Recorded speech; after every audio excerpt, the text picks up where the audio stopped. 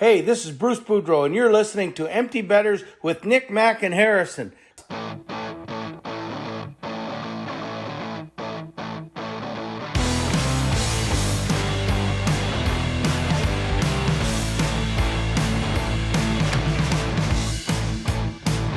Good morning, everybody, and welcome back to episode 170 of Empty Betters. I'm your host, Harrison Schulz. I'm going to toss it across the screen to my co-host, Nick Manello. What's going on, my friend? A lot's going on, buddy. NHL draft lottery is in about an hour here, and I'm stressing. Yeah, Caps actually have a chance to land a generational talent for once, so that's pretty cool. Matt got triggered there, sorry. Yeah, Caps are in it, so that should be fun. I think it's funny how you guys think that 4 point something percent chance is everybody's convinced themselves that's going to happen. So 8% chance or 6 or Oh, whatever it is. okay. Yeah. All right. Hey, I respect that a little more than 4. Yeah, Caps might land Bedard potentially at the end of this episode with a live reaction. We might be done by then. We'll see. I am going to toss it across the screen to my other co-host up in Wisco, Mac Vogel. What's up? What's up? Yeah, it's like 6, by the way. So let's not get that twisted. And yeah, same here. I'm just kind of stressing. I really shouldn't be because we're not gonna It's not gonna happen. him. But I have a serious question. Would you rather find out at the start of the lottery when it's televised, like, shit, all right, we're out, or it comes down to the final 2, but you lose and get the second pick and you get Fantilli, but that's not Bedard. That's not a loss. That's not losing. Yeah. It's definitely. I don't care. I'll take Fantilli. That's great. Or what if it's like, actually, I think if it came down to the final 2, you would either get first or third, if I remember correctly, because of the weird way they do it. I don't know. Would you rather find out up front or like wait till the end, but you don't get Bedard? If we're anywhere in the top 3, that's a huge win for me. I feel like the top 3 players that are going to go in this draft all have the ability to like immediately change your franchise. Definitely the top 2. Yeah. I always wonder if it's like how Sabres fans feel. My dad reminded me of this the other day. We were watching the Oilers Knights, and he's like, "How do you think Buffalo fans feel when they watch McDavid and they got Eichel and he's not even on the team anymore?" I was like, "Wow, I forgot all about that." They're Sabres fans, so they probably just like feel bad in general about most things. So it's probably a fair point. Also, Bills fans probably feel bad. So, all righty. Well, we're gonna get right into it. We got round 2 updates to unpack. We have some news to cover. But before we do, I just want to remind you guys that this episode is brought to you by Brackish Life. If you're like us and grew up on the water and outdoors, then Brackish Life is perfect for you. They have a wide selection of gear from UV shirts to hoodies and hats. It's Real Bay apparel made by Real Bay people. Head to www.brackish.life today to check them out. A little salty, a little fresh. Brackish Life. Sporting my Brackish Life shirt here down at the beach in the Carolinas. Definitely keeping me sunburn proof. So definitely appreciate the gear. All right, let's move into the playoff updates. Let's start with the big one. Got the Florida Panthers, who are up 3-0 in their second round series against the Toronto Maple Leafs. Before we even talk about games, what are your immediate thoughts on how this is shaking out so far? Is there a hotter team on the face of like the earth right now in sports than the Florida Panthers? I mean, I just want to say last episode, I think I was the one saying like these teams are pretty evenly matched. I see no reason why the Panthers can't hang around in this series. And I could have gone one further. I should have gone one further. And turns out they're kicking ass. So 6 straight wins, I believe. Yeah. That's pretty damn impressive. Bobrovsky's looked unbelievable. I mean, I think I saw on Money Puck, you know how they do those in-game deserve to win-o-meters, and it looks like a like the dashboard on your car. I'm pretty sure in games 1 and 2, the Leafs deserved a win-o-meter was well above like 55 to 60%, but they got goalied as they do in typical Toronto fashion. So Bobrovsky's standing on his head. And then game 3, man, I mean, that's just a bad break after a bad break after a bad break, to be honest. It really is. And I think for me, the one that stands out is like Matthews and Marner have just been like non-existent in a couple games in this playoffs, and that's been the Leafs' problem for what, like 2 to 3 years now. Yeah. Yeah, and there's also just been some unforced errors. Like I think rewatching the play where Samsonov gets stunned. Yes. It's I don't know what defender it was, but Luke somebody who dove like Yeah. and crashed into him or whatever. What was he doing? Like he's trying to like knock the puck off his stick, but that's maybe this is like hindsight bias because we know how it turned out or whatever. But like I just think even if you don't end up hurting your goalie, that's like a stupid fucking play. You don't need to like come beelining across the ice and like Superman across. Like that's not really going to work in any capacity. And you end up fucking blowing your goalie's knee out or whatever happened. So when I saw it, I was like, that dude's collarbone is toast. There's no way I couldn't tell in what hell it the was, thing is but like still I in thought one it was- piece. To me, it looked like his leg, like his knee got like blown out or some shit, but I don't know. Did they say what it was? I haven't seen anything, and I'm sure they haven't. Yeah. Well, that's a bummer.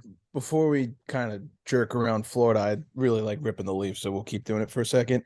I agree that out of the big three, we'll leave Tavares out. Nylander has looked really good. Might not show in the score sheet, but I think he's had some dominant stretches, especially in game 2. I think Matthews had like a 7-game point streak, but that I can't remember if he got a point in game 3 or not. But still, I mean, he's not stepping up in the big moments when they need him. But Marner has looked. He's been invisible. I mean, I don't even know he's on the team at some points. Big time cardio. Yes. You see that tweet today that was like Mitch Marner in a must-win hockey game. It's the guy like doing way too much until he just falls in the pool. Yeah. Here's a fun little stat for you. The Toronto Maple Leafs have not scored more than 2 goals in a hockey game in 5 straight games. The last time they scored more than 2 goals in a hockey game was their 5-4 win in Tampa in game 4 on April 24th. That was an OT one, wasn't it? Yep. So they can't score more than 2 goals in 5 straight games. That's definitely going to be a problem. Well, that would have worked. I'm so sick of seeing the fucking stat about the Leafs are 0-8 in West McCauley games or like shut the fuck up, dude. That's not a win stat. a hockey game. Play better. That's like, just a coincidence. Yeah. Or maybe you just take too many damn penalties. Like right.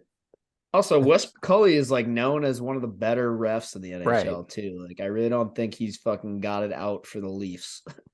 No, and I think, people love to joke about it. Some people take it seriously, and I think that there's like a 1% merit to this, but it's like, oh, like the league needs the Leafs to win for revenue and whatever. Well, whatever, that theory is kind of out the window because if we were following, scripts like NFL terms, who said that? I can't remember who came out and said that for the NFL.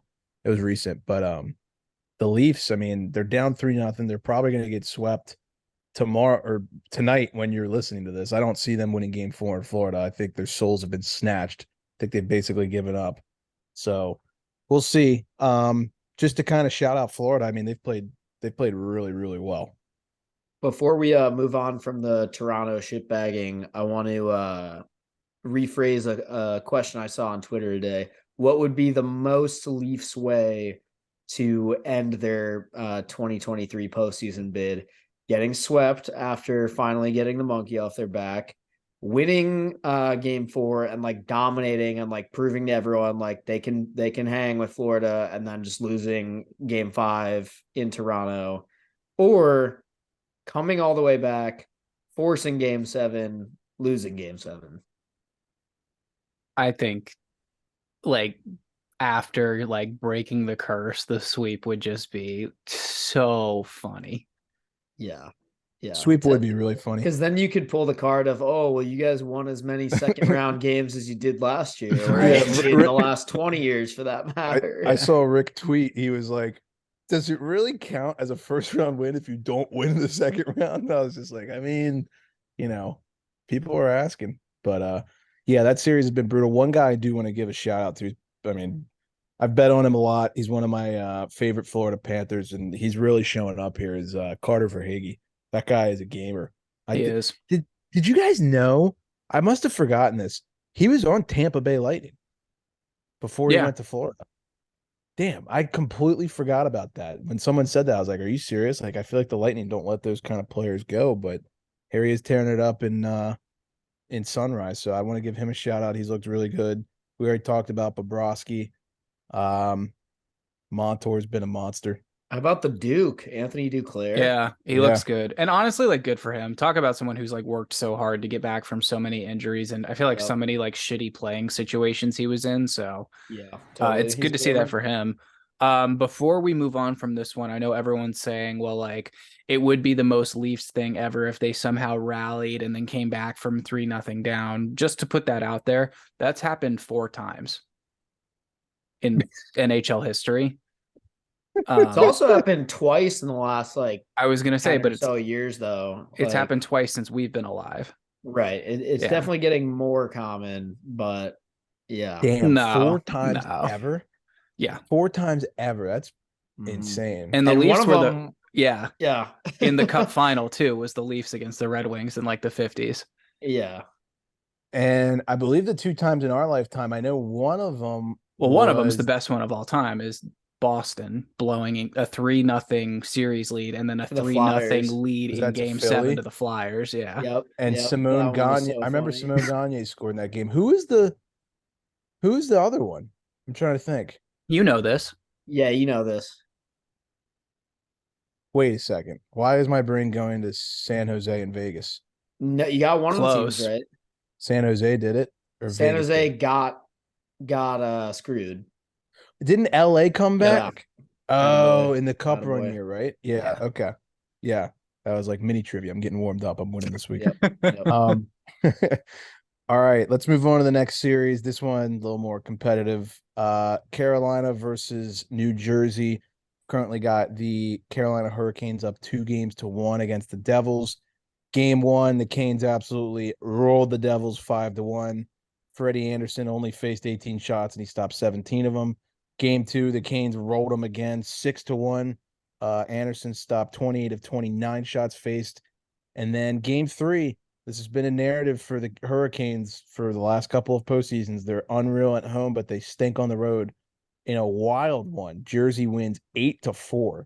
It didn't really feel like it feels like it was 8-2, but somehow Carolina got on the board. That was a very entertaining blowout hockey game, though.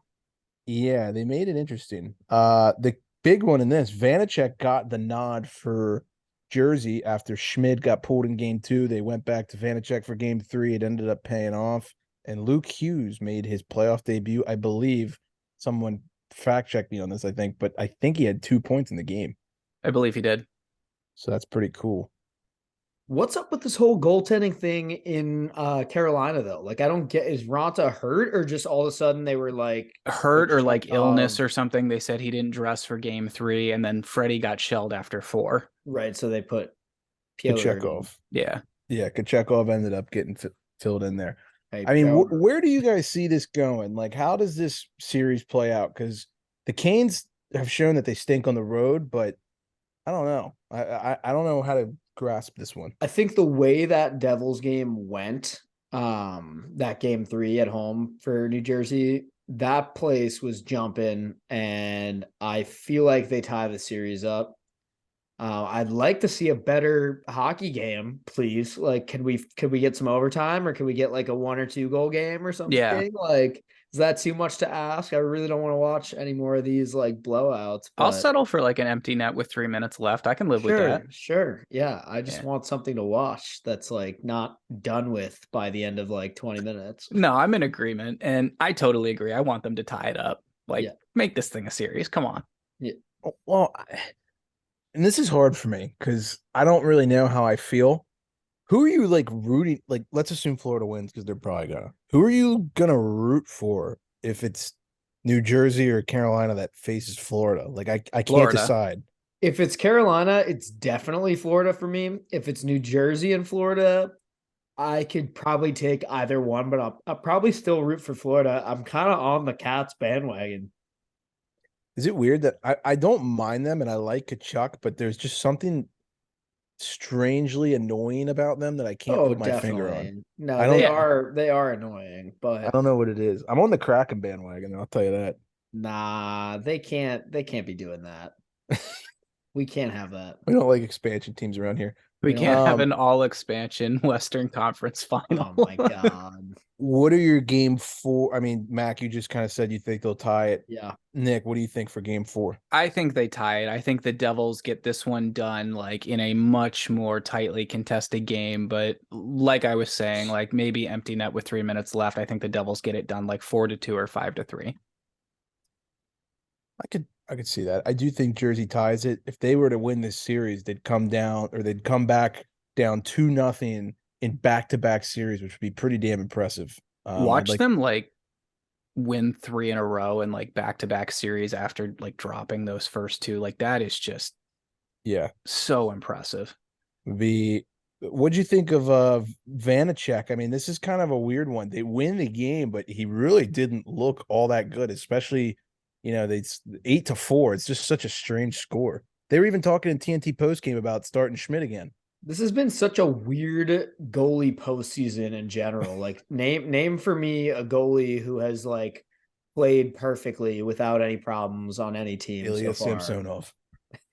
Yeah. This kind of reminds me of like what Dallas did with, what was it, Bishop and Doby that year they went to the final against Tampa Bay. So I think it could work for the Devils. I think I start to get worried if you're still having this problem, provided you advance to the next round. Like if you're in the conference finals and you're still going back and forth, then I'm going to get concerned. But I mean, Harry, to your point, he didn't look all that great. I would say he looked okay at times. I would say he looked confident at times, but they played good enough in front of him to the point where they let in 4 and it didn't matter.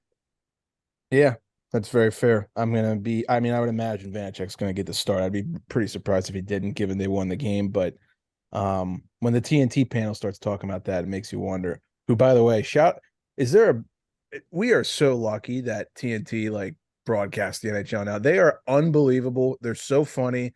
They're so good. And I'm not even talking about the panel as in like the pregame, intermission, postgame, but even the announcers, they kept the whole Edzo and Keith Jones combo. Some people hate that. I personally like them. I think they've done a hell of a job. They've set the standard for NHL broadcasts. The intermission is just, that is must-watch television. True. Biz has just been completely let off the leash at this point, and the rest of the panel is just trying to keep up with him. Yeah. Because it's so funny because the other 3 guys on that show are like following a linear train of thought, and then Biz is completely off in his own world, like yelling things at the top of his lungs, like screaming, "Go Leafs, go!" meowing. He was licking his hands like a cat at one point. Like it's priceless. Well, and the other cool part is they got Gretzky, and then when him and Biz interact, you're just like, how is this real life? And then yesterday they had Tocchet on. He's interviewing Luke and Jack Hughes, and he's borderline tampering, or they're like, he's like, yeah, your brother would probably love it. I'm just like, this is so weird how we're watching this right now. Like, how is this possible? But yeah, they've done a great job. So I will say, literally the only downside of the broadcast that I've seen so far in this playoffs have been those god awful Chipotle commercials. Yeah, little cringy. They're so bad. Don't fuck it up, bud. Like, we've got a good thing going. Don't fuck it up. Speaking of don't fuck it up, we're going to move on to the next series where we have the Stanley Cup favorites at this point, the Edmonton Oilers, according to Vegas odds, versus the Vegas Golden Knights. We're knotted up at 1 game apiece. Game 3 is about to start in an hour, so we don't have live reaction to that. But what we do know is that in Game 1, the Knights kind of pulled an upset. They were home underdogs, and they won the game 6-4.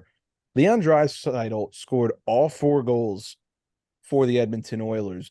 And then in Game 2, he scored the first goal for the Edmonton Oilers. So he literally scored the first 5 goals of the series for his team. But we'll talk about that in a second. So the Knights take Game 1. They were flying. And I got to give them credit. They looked like a better team than the Oilers. And I thought a really cool moment there was the empty netter, the 6th goal. You got Eichel on McDavid, 2015 draft class, 1 versus 2. Eichel strips him of the puck, fires it 200 feet down the ice, and bang, right in the empty net. I thought that was pretty cool. It was. I think that one was a little moral victory for the Sabres fans. I know you said your dad brought that up, so that's one that they can, put up on a little post-it note over their shoulder in their office. But yeah, I mean, that power play.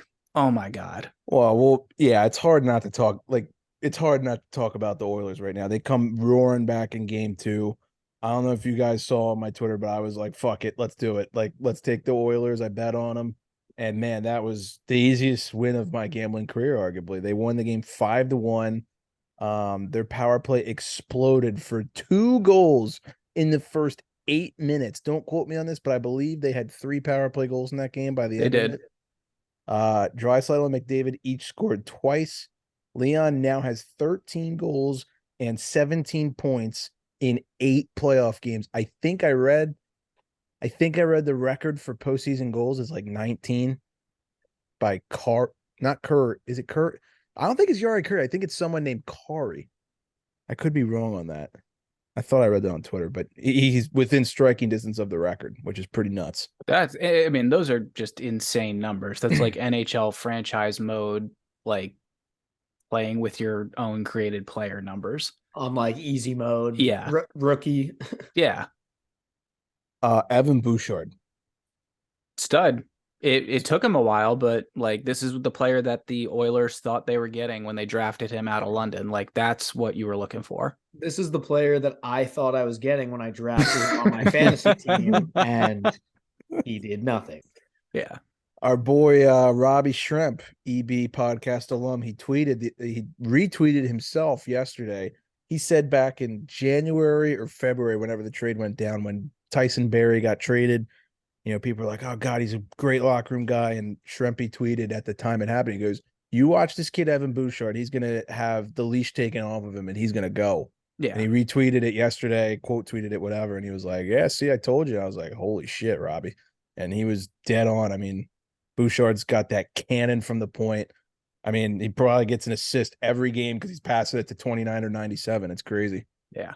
And it's working. Like they found their defenseman. It's working.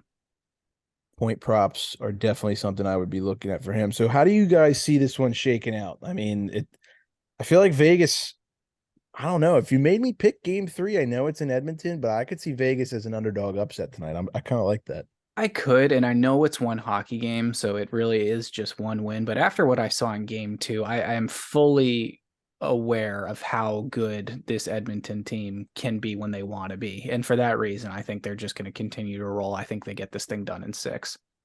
This has been a weird series for me to like try and put my finger on after just 2 games, especially because of the scores of both of those 2 games, just kind of total opposites. But yeah, I mean, I think I don't know. Something tells me Vegas is going to win game 3. I kind of agree with that sentiment.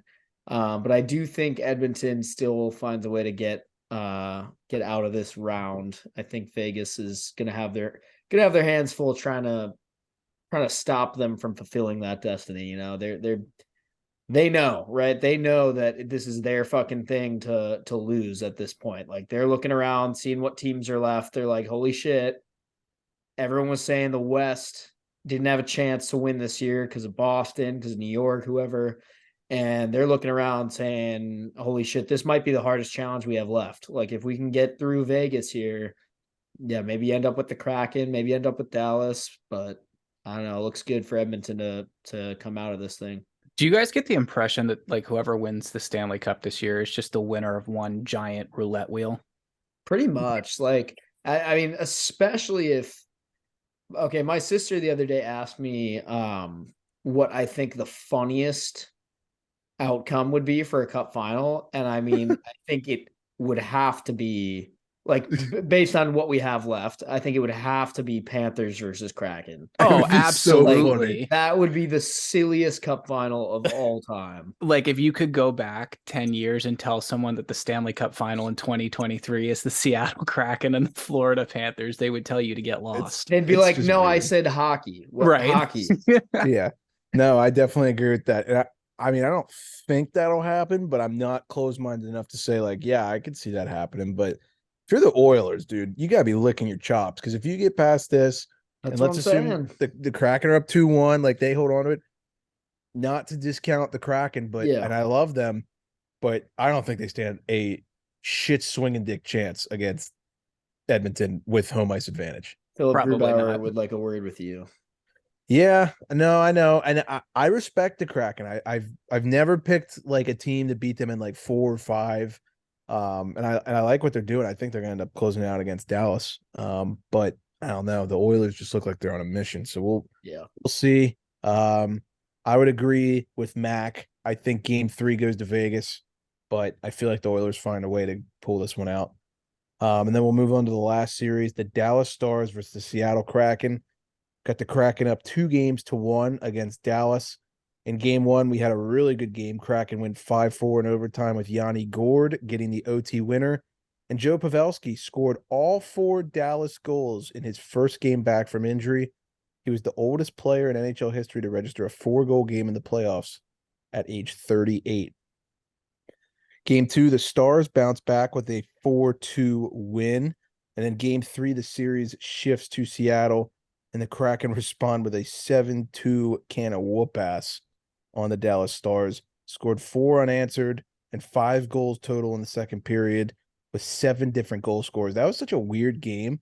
0-0 after 1, and then it's like the floodgates opened. Yeah, and then all hell just broke loose. I think the key stat there is 7 different goal scorers. It's showing you that team can score from pretty much anywhere. Well, game 1, didn't the Kraken score like 3 goals in like just a couple of minutes as well? They've had these like bursts of just like offensive firepower, and it's a little concerning for your opponent for sure. And if you go back to like 2018, that's what made Vegas so deadly in the playoffs in their first season. It was any time that they got scored on, literally within 2 minutes and 30 seconds, they would find a way to respond. That's right. They had that stat where it was like quite literally every goal they were able to respond with. It was typically within like 5 minutes that they would get one back or get a power play or something. Yeah, that's crazy. Yeah, so I think I already said, I think Seattle's going to end up closing this one out. I'll say in 6. I think they do it on home ice. What are your guys' thoughts on this series so far? I don't think the Stars are going away. I think that last game was a fluke. We saw them a little bit from them in the first round. I think Ottinger will come back with a big bounce back game. I think the Stars will be back. Obviously, the loss of Heiskanen is going to be a big one for them. Took that shot up high, did not return to that game. That did not look good. So wishing him the best. Hopefully he can get back soon, but who knows how long that's going to take. I really want the Stars to win the series, man. Same. I like Joe Pavelski. This guy deserves it. Game 1, that was fucking electric. I hope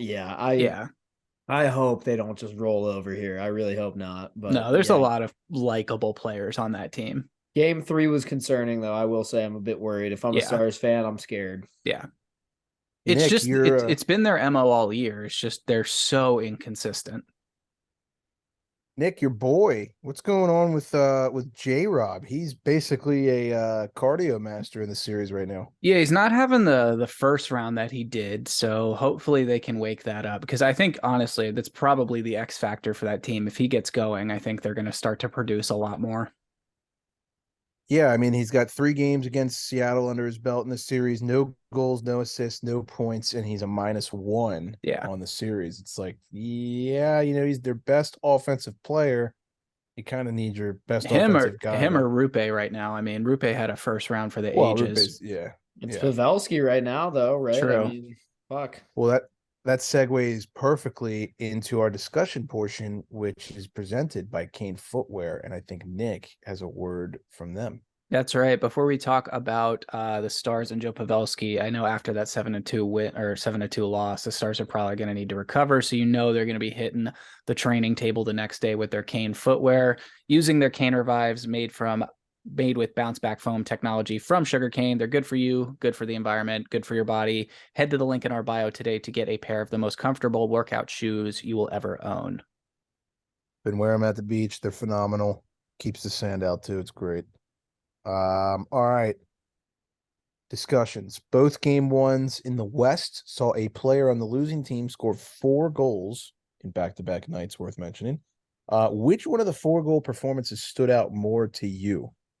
That's a good question. For me, it's actually Pavelski's, and I'll tell you why. I think that Leon, and this might sound silly, but Leon, we're just kind of used to seeing this kind of shit, right? Like we know he's capable of doing that. And it was impressive, and there was some incredible goals in those four, namely the one that I'm sure everybody knows which one I'm talking about. But for me, the Pavelski thing, it's a lot of things combined, right? To come back from not playing since game one of the round prior. And this is a guy who is 38 years old, doesn't have a Stanley Cup yet, knows this is probably his last shot at one.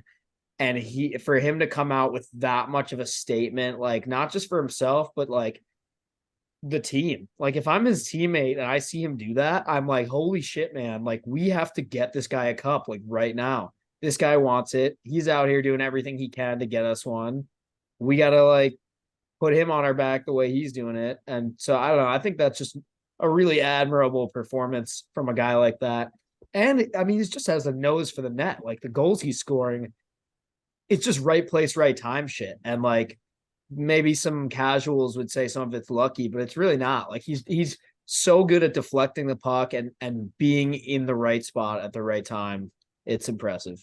I don't think we've ever seen anyone better at tipping in front of the net than this guy. I think, the guy that you and I and Harry are going to be like lecturing our children about like, oh, fundamentals, watch this guy tip the puck. Like it's going to be, you want goals, go to the net. Exactly. Like it's going to be Joe Pavelski highlight reels on YouTube at some point. But I totally agree. It has to be that game coming back from an injury. And you're so right with Leon. Like if I opened like the NHL app in December and it's like Leon Draisaitl has 4 goals, I would not really even bat an eye because we're kind of used to it.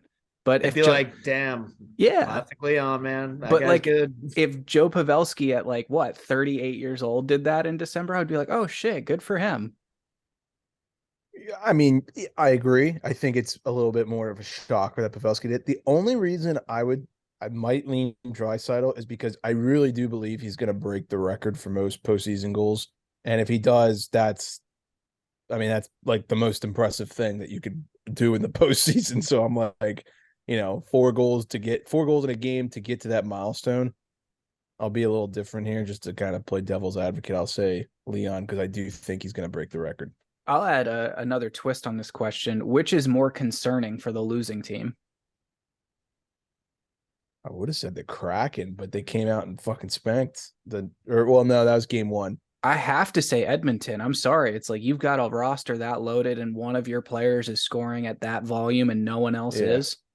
I mean, the Stars have been so come and go all year. It's just kind of par for the course for them at this point in my mind. But like you're looking up and down that bench at Edmonton and you're going Nuge, McDavid, Klim Kostin, like Yamamoto. No one else is finding the back of the net right now.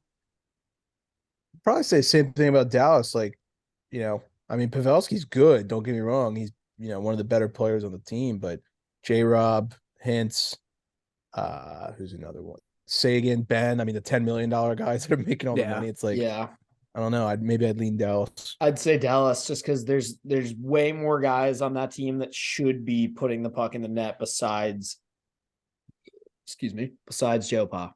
That's true. I get where you're coming from, though, Nick. I understand. When we say Joe Pa on this podcast, we mean Joe Pavelski and not former college football I probably coach. Shouldn't be doing that. I probably should just stop with that. I think it kind of works, but yeah. Get the t-shirt printed. All right, league news. Nick, I'm going to let you read this off. Cool.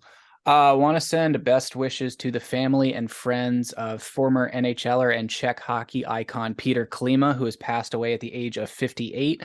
The Oilers star scored one of the most iconic goals in team history, tallying the triple overtime winner in Game 1 of the 1990 Stanley Cup Final versus the Boston Bruins. It's the last cup the Oilers have won to this day. Played in 786 games across 13 seasons with the Oilers, Red Wings, Lightning, Kings, and Penguins. Rest in peace, Peter Klima. Passed away at 58, way too soon, in my opinion. Let's move on to some more exciting news. Snoop Dogg, along with producer Nico Sparks, has submitted a bid to purchase the Ottawa Senators. This is a separate bid from the whole Ryan Reynolds thing, so don't get too excited. But what do you guys think about this one? I think this is probably the best thing for hockey at this point. Absolutely. Well, we now have 3 separate bids from Reynolds, Snoop Dogg et al. And The Weeknd apparently too. Correct. So Jesus. Which, like, Drake, I also think it's hysterical that all these guys want to buy the fucking Ottawa Senators. it kind of rocks though. Honestly, like it's very good. when's Drake gonna stoop in there Yeah. and submit a bid? Nah, he's I No, mean, he's got good business management advisors. right. yeah. Yeah, there you go. Snoop would be great. I know he's a Yeah. hockey fan. He's done some. Is it the video game color commentating? Yeah. Yeah. He's a Kings fan, if I'm not mistaken. Yeah. Yeah. It'd be cool. Mac, I saw you shared this on your Instagram story, and I agree with the quote. I think Snoop Dogg was saying, like, the NHL has no like knowledge of how to market their stars. They have McDavid, and nobody even, like, half the people who watch hockey casually either never get to watch him or don't even know who he is. No, he literally said like the NHL currently has the best athlete in pro sports. And if you're not a hockey fan, you've probably never even fucking heard of him. Like, It's so true. And I mean, obviously the fact that he plays in a Canadian market definitely doesn't help that, but yeah. that should be no excuse because Yep. Wayne Gretzky. Come on. Right. Everyone knows who Wayne Gretzky is. Yep. Yeah, it's very true. Moving on, we had some award finalists get announced. Real quick, we'll run through these. Adam Fox, Eric Carlson, Cale Makar for the Norris, Matty Beniers, Owen Power, Stuart Skinner for the Calder, Bergeron, Heischer, Marner for the Selke, Montgomery, Ruff, and Hackstall for the Jack Adams. Any one of these jumping out to you as like a clear-cut winner? Anyone else you guys think got snubbed? Any joke nominations here, or pretty much par for the course? See Carlson get the Norris. I think he will. Carlson, Norris. All right, we all agree on that. Who you got for Calder? I'd put Matty Beniers. I think Beniers will get it. Yeah, he probably should. Selke's a tough one because who I think should get it probably won't. I like to see it go to Heischer. I would I was love gonna to see say. it go to Heischer, but we all know who's going to win that trophy. Yeah, Bergeron. Now, this is a good one. The Jack Adams Coach of the Year, for those who don't know. Jim Montgomery, Lindy Ruff, and Dave Hackstall. What do you guys have for that one? It should be Lindy Ruff. I'm sorry. Yeah, I kind of feel the same way. Especially he was gonna get shit canned, and then he did like they were gonna fire him at like 2 weeks into the year. Yeah. That's tough because all three of those coaches coach teams that we absolutely destroyed in the season previews, and they all made the playoffs. So I'm having a really hard time. I don't know. I think Lindy deserves it. I think he should get it, but I wouldn't be shocked if Hackstall somehow takes it because I feel like for the Kraken, like if you took those three coaches and said at the start of the year, all right, which of these teams is going to be the worst? I probably would have picked the Kraken. Don't get me wrong. I think it'd be hilarious if they gave it to Montgomery.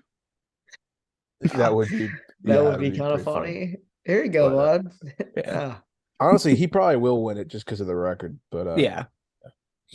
I can tell you who's not going to be winning it, and that is Daryl Sutter. The Calgary Flames have relieved him of his duties at head coach, and this is just the outer peel of the onion because according to Frank Saravelli, this has led to multiple Flames players like rescinding their trade requests since he got fired. And Eric Francis took it a step further, saying that Sutter had poisoned the locker room, and many players and staff, quote, walked in fear in that organization. What do you guys think about this? I mean, that's I feel like we don't really get that kind of insight into an NHL locker room when a coach gets fired. Oh, I don't want to be too quick to compare it to other people and things because I don't know the extent of it, but right off the bat, it feels a little bit like Babcock or something like that. Canadian market and somebody whose name is highly touted around the game of hockey, and you find out he's actually just a huge fucking asshole. So it's like what we do with football coaches. It's like hockey coaches and football coaches are just in like a washing machine cycle. It just goes around and around and they just keep trading places. Yep. But no, I'd be pretty shocked if this guy got a job elsewhere after what we've heard. Well, somewhat related, but not completely. It's not really about Sutter. How unbelievable is Matthew Tkachuk to deal with this guy for the first half of his career? He puts up unbelievable numbers, carries the team along with a couple other guys, and they have a sick team who, got beat out by the best player in the world. Can't blame them. And then he's like, you know what? Fuck this. I don't really want to play here anymore. Goes to a different team, takes them to the playoffs, is going to go to the conference finals. It's like, I was just thinking about how like Kachuk just survived it. And Sutter even praised Kachuk. He's like, yeah, I mean, he didn't really call him a gamer like Paul Maurice did, but similar stuff. Yeah. And then Huberdeau goes there, and it's just like, oh my God. I think it's impressive for Kachuk. I think that also says a lot to the coaches that Kachuk had before he got to Sutter. It says a lot about Dale Hunter, and it says a lot about probably, Keith as his dad growing up. So I also hope that this means that maybe Huberdeau will actually be okay like next year, and that he just wasn't vibing with the situation this year. Maybe that's why he wasn't doing what he should. I thought I read this on NHL Breakers, but I believe Huberdeau had the largest drop off in point production in NHL history. He did. Yeah. He went from like a crazy. 100-point season to like around like a 50-point season. Which it was obviously insane. You can't blame all of that on like a bad coach, but you know what I'm saying. Hopefully like this was a partial role in why he just wasn't comfortable or wasn't happy, wasn't producing, and maybe with a new coach next year he'll be a little bit closer to the new building on the way. Yeah, right. Yeah. I have a little bit of a soft spot for the Calgary Flames, and it's mainly because I think they have probably the best logo in sports. It's like the NHL is more fun when that team is winning. I agree. I actually like the Flames too. They're cool. There's another coach who didn't get too lucky over the weekend either. Yeah, I think this guy might find another job, though. So the New York Rangers and Gerard Gallant have mutually agreed to part ways.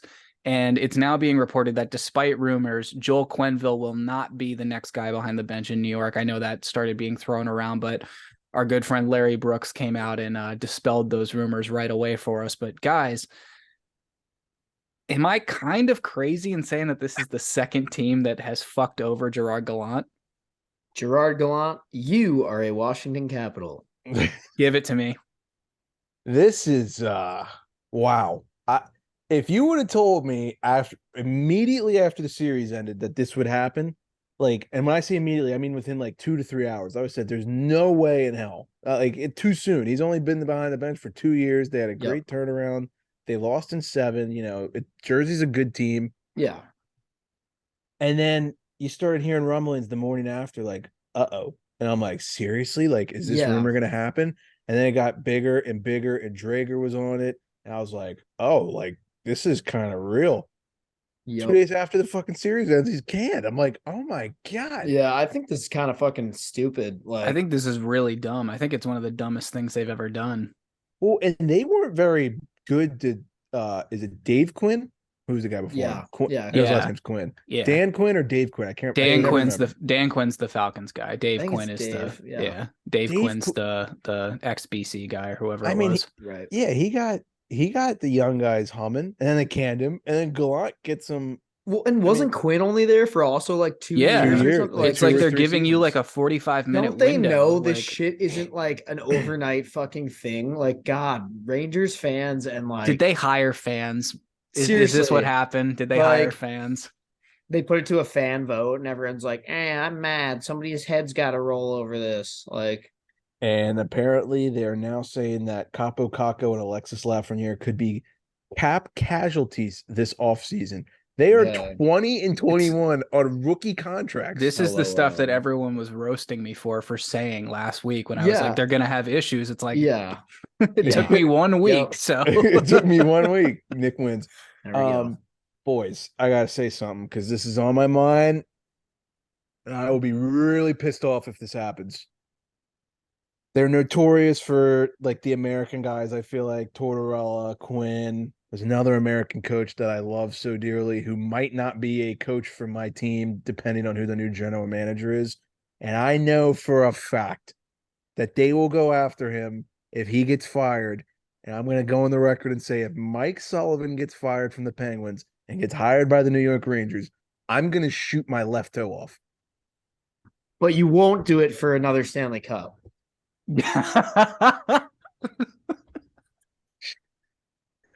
Wait, that meant someone else would shoot it. That was the question last week. I said, I'm going to shoot it. Okay. I can control how much I miss by.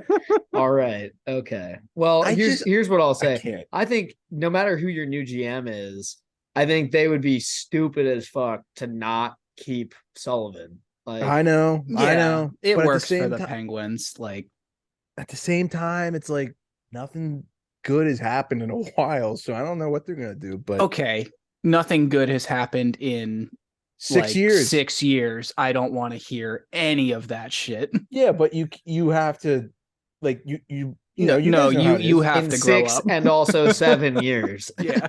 Yeah, but you have to push your chips in. I mean, I don't know. Yeah, you did. Well, you got 2 cups out of it. Yeah, I want more chips. 3, more cups. basically. Yeah, literally.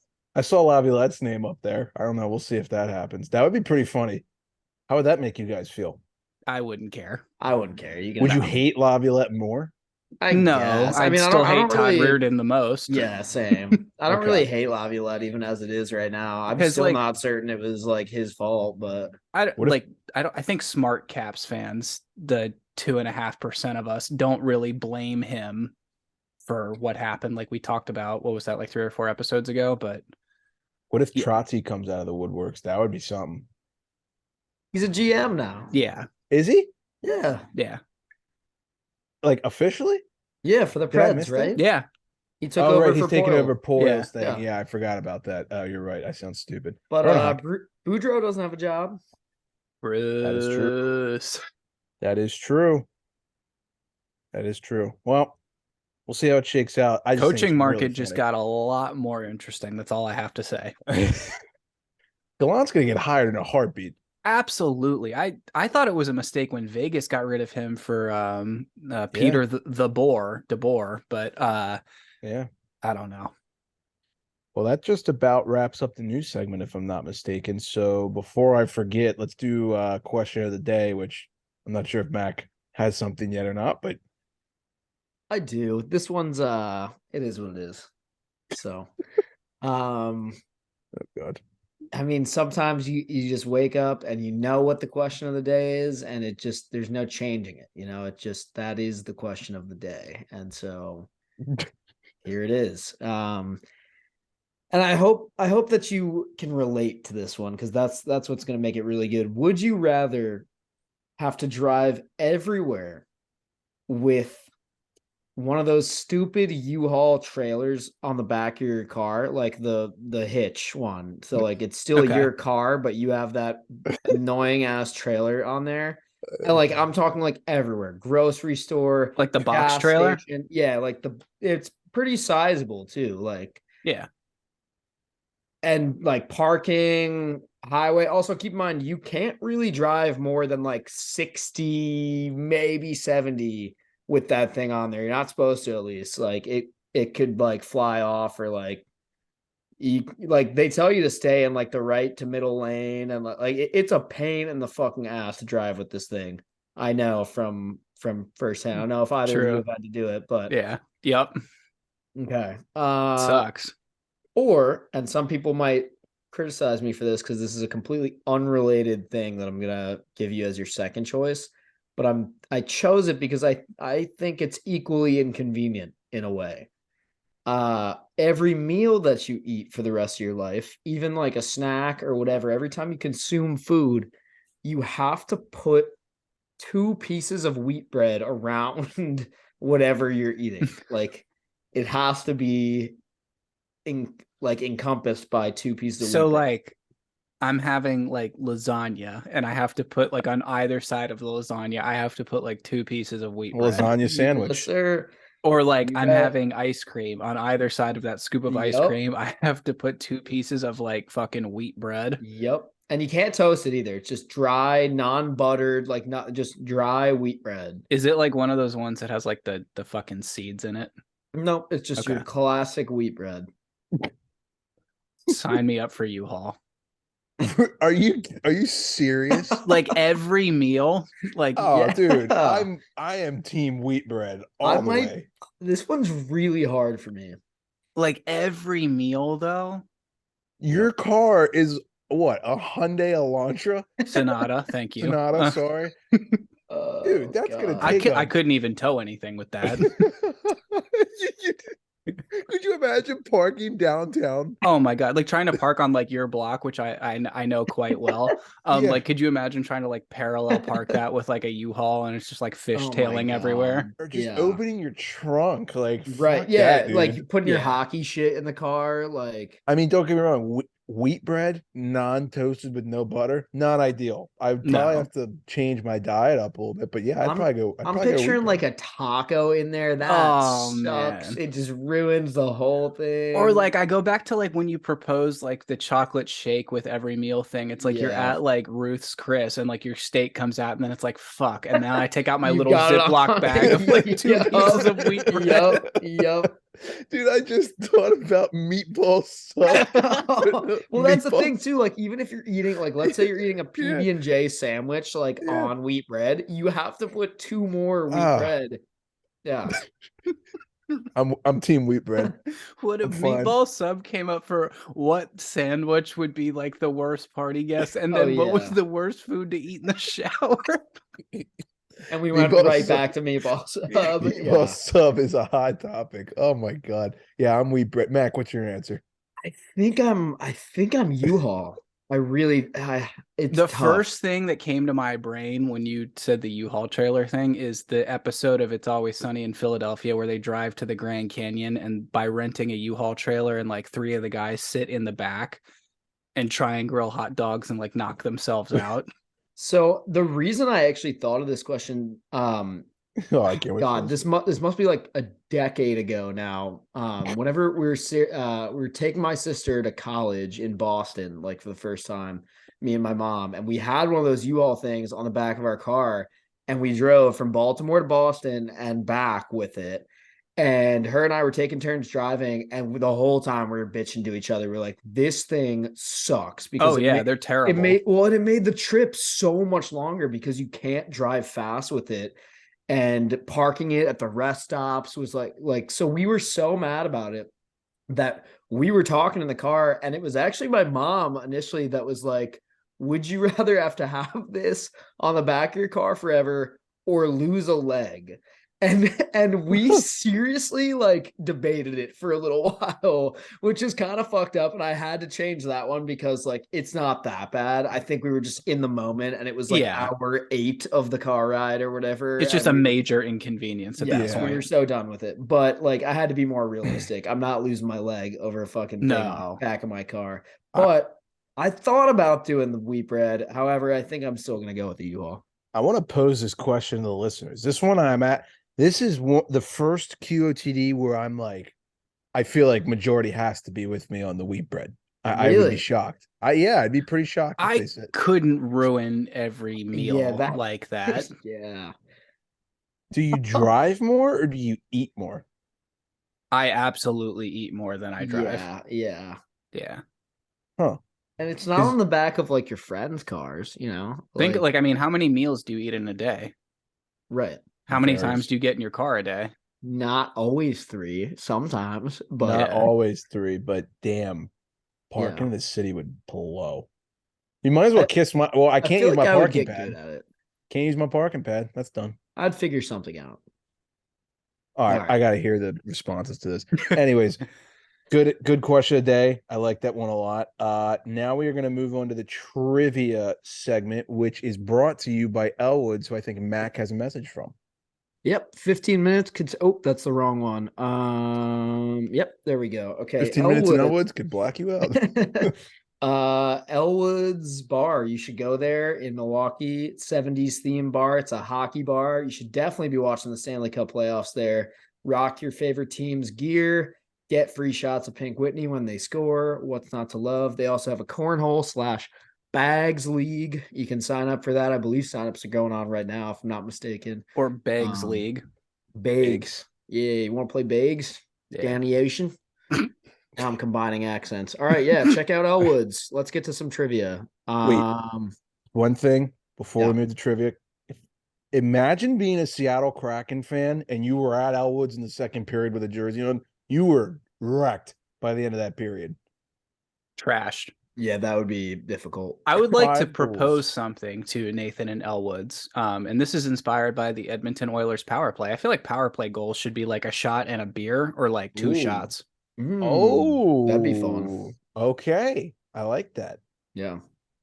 Good offer. All right, Yeah. sorry, Mac. I interrupted you. No, you're good. All right. So we were talking about how this has been a weird goalie postseason. So we've got a goalie question. I actually have 2 goalie questions. They're totally separate, but they're both on this day in hockey history in different years. So first one, on this day in hockey history, May 8th of the year 2000, going back almost 25 years here.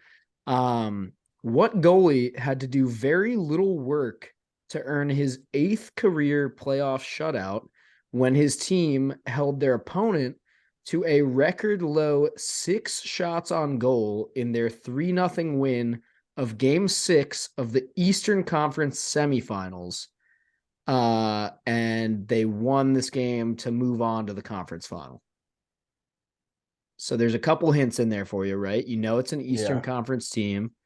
You know they went to the Eastern Conference final in 2000, Nick. I know. Wait before you say it. I feel like we have the same answer. There has to be like the first guess has to be you know who. It has to be the GOAT. I was gonna say the Devils and yeah, it's the Devils and Martin Brodeur, right? Ding ding ding ding ding. Okay, part 2. Who did they beat? What team only had 6 shots on goal? They also only had 3 shots on goal in the final 40 minutes of the game. So that was the second round, right? To advance to the third round. Yep. Nick, do you actually know the answer to this one? Not this part. Okay. Do you want me to go first? Yeah, you go first. 2000 Eastern Conference. I'm going to go with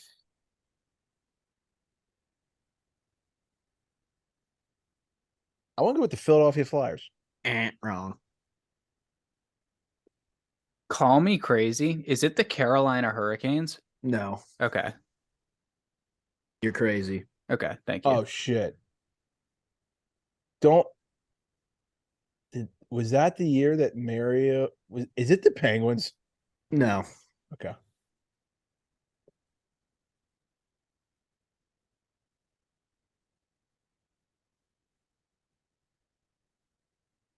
Is it the Toronto Maple Leafs? Yes, sir. Oh, wow. More Leafs humor. Yeah. Very relevant. Damn. All right, I'm going to bang out this one more question real quick, too.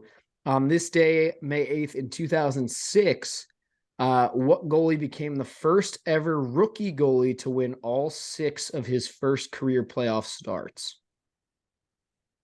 This one, I feel like you should be able to get. Well, Nick knows it, and I think I know it. So. Harry goes first for this one. Is it Cam Ward? Yes, sir. Nice. Okay, you knew that one too, Nick. Eh? Yeah. Word. Had to give you guys a couple of easier. No, that was a good change of pace. Usually, I want to kill myself for about 5 minutes. Well, we both got the first one. We both got Brodeur. Yeah, no, the Leafs guess was good. That was on my list. I feel like Philly and Toronto in the early 2000s were always in like the second round somehow. I was like, it can't be the Rangers. It can't be the Islanders. The Islanders were abysmal then. I was thinking maybe you were like floating like a Caps one towards us, but yeah. Good questions. All righty. That will wrap it up for this episode. I'll ask you guys one question before we go. If you had to pick right now, if someone gave you $500 and said, Nick, Mac, I'm giving you $500 right here, but you have to bet it on one team to win the Stanley Cup right now, who are you picking? probably Edmonton at this point. Harry, you answer first. Well, I already put my money on Edmonton, so that's going to be my answer too. Meow. Wow. Oh, okay. I just wanted to see where I would have said Edmonton, but since you guys both said it, I was thinking about saying Florida anyway. So I was like, you know what? Let's ride. I mean, if I have to bet all 500, then I'm gonna say Edmonton. If it's like I can parcel that up into like $100, then I'll do Florida. Fair enough. Yeah, we're halfway through the playoffs, which is crazy, basically. So I wanted to see where you guys were at with that. All right. Out of I do have another question as well. Out of these second round series, I know we were very pleased with the first round. The second round has been, mixed results. Which series has been your favorite? It's kind of tough. I would have said Dallas and Kraken, but that game 3 kind of ruined that. Yeah. I guess Edmonton and Vegas. It's really the only answer here because you can't say Florida, Toronto, which in a crazy way has kind of been the best series, closest, even though it's 3 yeah. nothing one way. The games have been the closest, I guess. Yeah, you can't really say the Jersey Carolina one because other than game 3, it wasn't watchable television, and even that one was not very close by the end. Like I'd still say honestly, I was going to say Seattle. I've gotten a kick out of that. Game 1 was great. Game 2 was close. Game 3, one kind of sucked. But I don't know. I like Seattle and Seattle. Dallas. I feel like you kind of just are like throwing the dice on the table. It's like whatever happens tonight happens. The correct answer here is all of them have kind of sucked, and I want to see some better hockey games. And hopefully next time we come back on here, we have a lot more better games to talk about. Okay, true. That'll wrap it up for us. You heard it here first. Favorite series, $500 wagers, if that was a reality. But we appreciate everybody for listening. Thank you for the love and support as always. And without further ado, class dismissed.